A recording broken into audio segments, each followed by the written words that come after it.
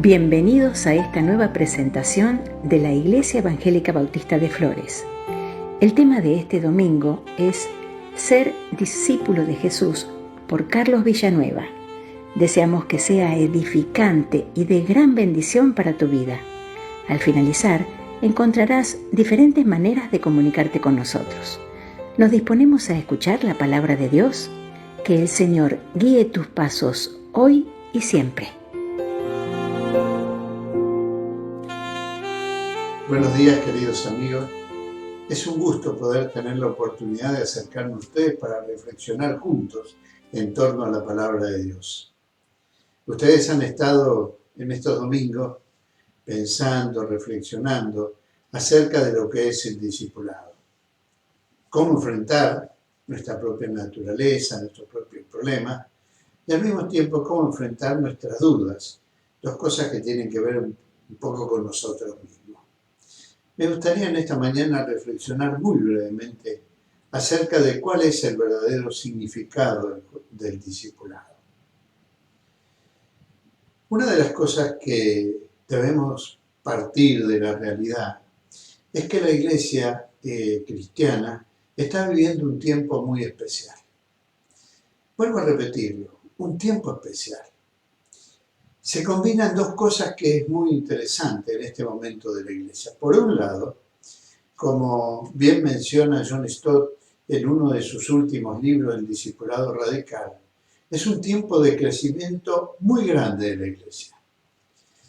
En los últimos años de su vida, en la década del 90, John Stott, en su viaje donde presentaba su ministerio, él hacía una pregunta a la audiencia, a quienes estaban delante de él, y le decía, ¿cómo definirían la situación de la iglesia, de la fe cristiana en este momento que nos toca vivir? Y él escribe en su libro, que ha recibido las más variadas respuestas. Y cuando le pedían su posición personal, él la sintetizaba en tres simples palabras: crecimiento sin profundidad. Es muy interesante esta frase de Stott. Stott decía, y creo que tiene razón, que en los últimos años se ha visto un gran crecimiento de la iglesia a lo largo del mundo y en América Latina. Es interesante este dato, ¿no? Por ejemplo, él menciona que en China la iglesia desde la mitad del siglo pasado hasta la actualidad ha crecido más del 100% y que hoy mismo, cada domingo, se reúnen a adorar a Dios en China más creyentes que en todas las iglesias juntas de la Europa occidental. Hablando de América Latina, nosotros podemos ver que hay países que tienen un gran número de cristianos. Y sin ir más lejos, pensando en nuestro país, en Argentina, la segunda encuesta de creencias y actitudes religiosas que hizo el CONICET en el año 2019, digo la segunda porque la primera se hizo en el 2008 y 11 años después se hizo la segunda encuesta, dice que un 15,3% de los habitantes de nuestro país se definen a sí mismos como evangélicos. De ese 15,3% que representa aproximadamente unos 7 millones de habitantes, de ese porcentaje, más de un 60% dicen que asisten una vez por semana, por lo menos, a un culto evangélico. Y un 20% dice que asiste más de una vez por año a un culto, a una reunión de la iglesia. Es decir, de esos 7 millones, el 80% aproximadamente son gente que está en comunión. Ahora, la pregunta que nos hacemos es, ¿hay un cambio moral y espiritual en nuestra sociedad producto de tal crecimiento de la iglesia? Si se compara con el 2008, ha habido un crecimiento bastante significativo, porque apenas si llegaba al 10% en el 2008. Ahora estamos en un 15,3%. Ese tremendo crecimiento, ese crecimiento que se ha dado en las iglesias, representó un cambio moral. Para decirlo de otra manera, daría la impresión de que hoy es fácil ser cristiano. Me llama la atención que el mismo Stott, en su libro El discipulado radical, una de las cosas que dice que quizás uno de los problemas que tenemos es que el término cristiano es un término muy fácil de usar. Y él nos hace reflexionar, nos menciona claramente que en el Nuevo Testamento solamente se usa 3 veces la palabra cristiano, 2 veces en el libro de los Hechos. La primera es cuando dicen que en Antioquía de Siria, a los del camino, a los creyentes, a los discípulos, se los llamó por primera vez cristianos. La segunda vez, cuando en el discurso de Pablo con Herodes dice, casi me convence de hacerme cristiano. Y finalmente la tercera vez en las epístolas de Pedro, hablando en general. No es cristiano el nombre más común que se ha dado a los creyentes, a los discípulos en el Nuevo Testamento. El término más claro, que más se ha usado, es discípulo. De hecho, Jesús nombró discípulos y los apóstoles, antes de ser nombrados apóstoles, fueron discípulos. El discipulado ha sido la clave, porque Jesús era por sobre todas las cosas maestro. Ahora, esta situación que pintamos de la iglesia, que nos habla de una iglesia creciente, con una gran cantidad de miembros, pero con poca profundidad, poco impacto social. ¿Qué tiene que ver con el ministerio de Jesús? Yo les invito a que ustedes reflexionen, lean conmigo allí en el Evangelio de Juan, en el capítulo 8, y vamos a leer solo 3 versículos. Habría que leer todo el contexto, pero vamos a leer solo 3 versículos para reflexionar muy brevemente en estos 3 versículos. En el versículo 30 dice que mientras él todavía hablaba, muchos creyeron en él. Y Jesús se dirigió a los judíos que habían creído en él y les dijo, si se mantienen fieles a mis enseñanzas, serán realmente mis discípulos y conocerán la verdad, y la verdad los hará libres. Es interesante este texto. Hay 3 cosas que me gustaría señalar muy sencillamente del texto. En primer lugar, la afirmación que se encuentra en el versículo 30, que dice que después de escuchar las enseñanzas de Jesús que venía desarrollando desde el versículo 12, donde habla de la luz del mundo y de lo que significaba el mensaje que él daba, muchos creyeron en él. Es decir, hubo un momento de popularidad, de crecimiento. Hubo un momento donde muchos se sintieron atraídos por ese mensaje, la personalidad de Jesús, el contexto los indicaba en esa dirección. Y Jesús en ese momento, de mayor profundidad, y ahí en el texto bíblico aparece esa palabra entonces, en ese momento Jesús decide a esta gente decirle estas palabras, si se mantienen fieles a mis enseñanzas, serán mis discípulos. No es que no reconocía la fe de ellos, que no fueran creyentes.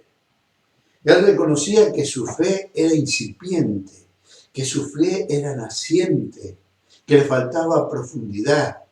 Y quería guiar a estos que estaban iniciando su camino de seguimiento y quería darles y mostrarles cuáles eran las verdaderas situaciones, qué era lo que desafiaba a él como maestro, como rabí, el mensaje que quería transmitir. No les negaba que fueran creyentes, lo eran, habían creído en él, pero su fe era superficial, no había profundizado. Necesitaban desarrollar la fe, crecer en la fe, tener una fe mucho más afirmada en los desafíos de Jesús.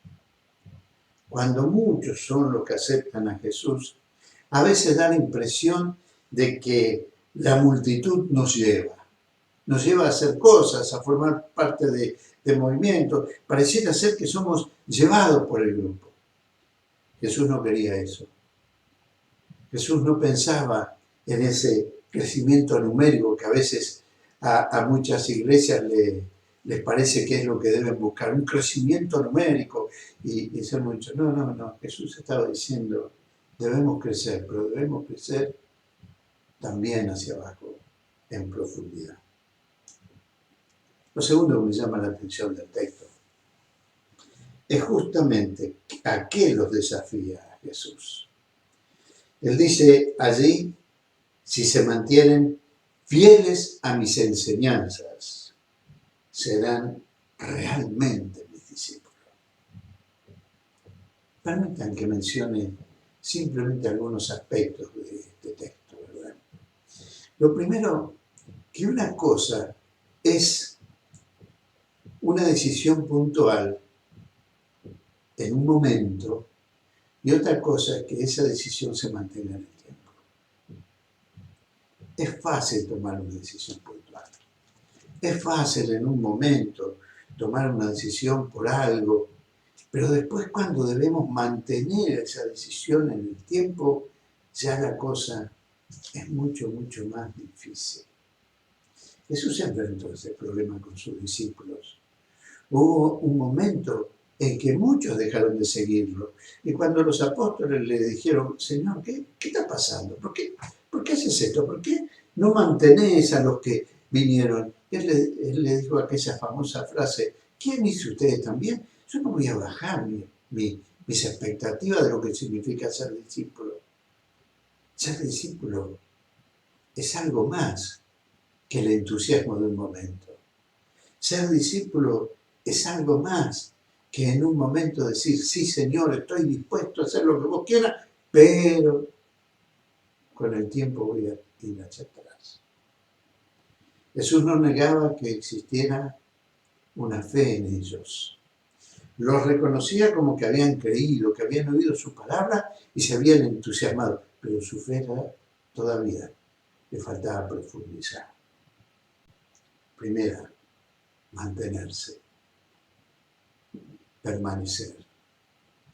Es interesante que en el Evangelio de Juan, esta palabra, menos, permanecer, que en griego menos, que se traduce en este caso, permanecer o mantenerse, es una palabra que implica una relación íntima con el Señor. Es la misma palabra que Jesús usa en el capítulo 15, cuando está hablando de la relación del creyente con Él, como del pámpano o el brote con la vid.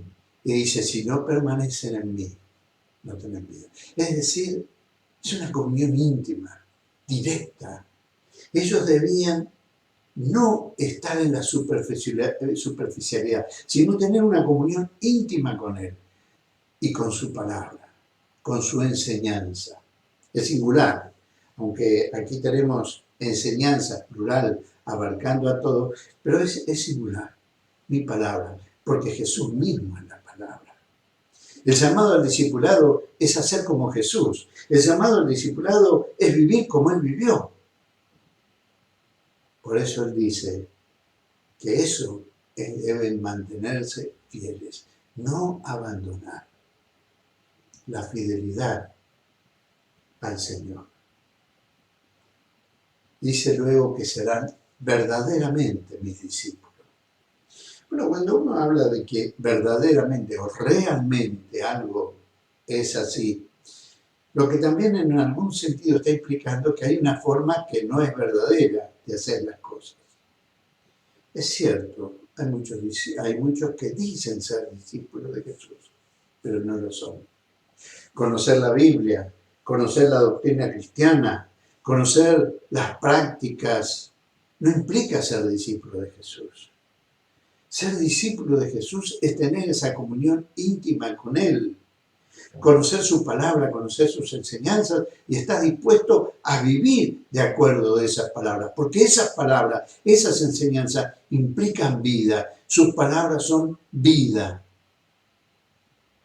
vida que se lleva a cabo de lunes a viernes, en el trabajo, en el colectivo, en las relaciones con los amigos,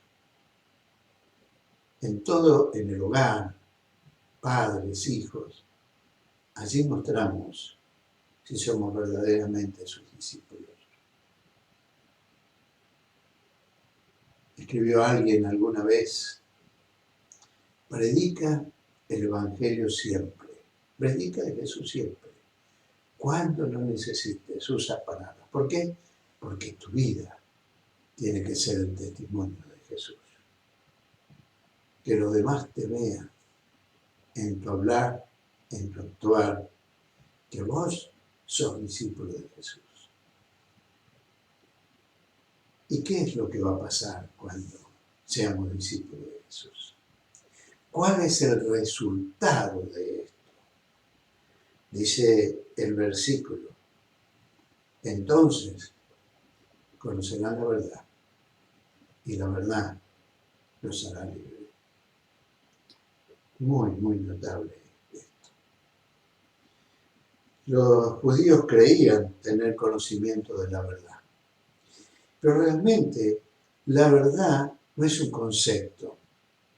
Vuelvo a decir, no es una doctrina, ni siquiera es un libro, siendo de la importancia de leer la Biblia. Jesús es la verdad.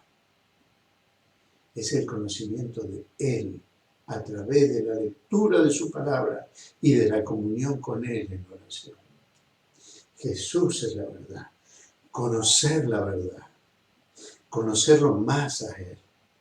La lectura de la Biblia no es un ejercicio intelectual, sino que debe ser un medio para tener una relación más íntima y especial con el Señor. Conocer la verdad, a Él que es la verdad. Y esa verdad nos hará libres. La libertad que lleva la vida. La libertad que te permite vivir de otra manera.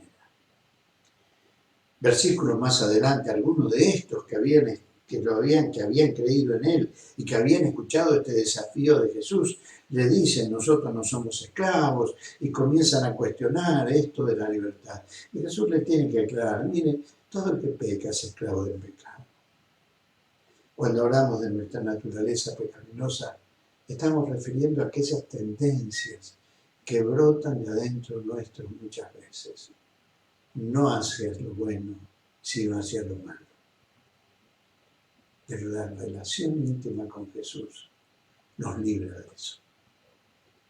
Nos libra de nuestra propia naturaleza pecaminosa, de nuestros prejuicios, de nuestra forma de amar. Amar como Cristo amó, vivir como Cristo vivió, aprender a pensar como Él. Eso es lo que va a ensanchar nuestra mente y nos va a permitir tener otra perspectiva de vida. Conocerán la verdad y la verdad les hará libre. Muchos creyeron en Él, y a esos muchos les dijo: si se mantienen fieles a mi palabra, serán realmente mis discípulos y conocerán la verdad y disfrutarán de la verdadera libertad que Jesús les quiere traer. ¿Cómo hay que hacerlo? 1 Pedro 2:21 dice que Jesús nos dio un ejemplo para que sigamos sus pisadas. Pisemos, Él va delante nuestro como el pastor que abre camino. Y nosotros, sus discípulos, sus seguidores, su rebaño, debemos seguir el camino que Él ha abierto, pisando sus pisadas. Como decía la vieja canción que ya cité: vivir como Cristo vivió, amar como Él nos enseñó. Hoy la iglesia está creciendo, las iglesias están creciendo, pero nuestra sociedad necesita como nunca el testimonio del Evangelio, pero de un Evangelio que se encarne en personas, de un Evangelio que no sea meramente una portada, que no sea meramente un anuncio, que la cruz la llevemos en el corazón, que nuestra vida sea un caminar detrás de Jesús como un discípulo verdadero que debemos ser, que obedezcamos sus enseñanzas, su palabra, para disfrutar la libertad que Él nos da. En esta mañana te desafío a que te preguntes si vos sos simplemente un oidor, un oyente, un creyente superficial, o si vos estás dispuesto a ser un discípulo, con lo que eso representa, a vivir como Cristo vivió, a dejar que Él moldee tu mente, que moldee tus emociones, que moldee tus actitudes, que moldee tu conducta, seguir sus pisadas, ser realmente su discípulo. Mi deseo es que esa sea tu decisión. Mi oración es que esa sea tu decisión, que podamos vivir como Él nos desafió. Que Dios te bendiga muy ricamente en esta mañana.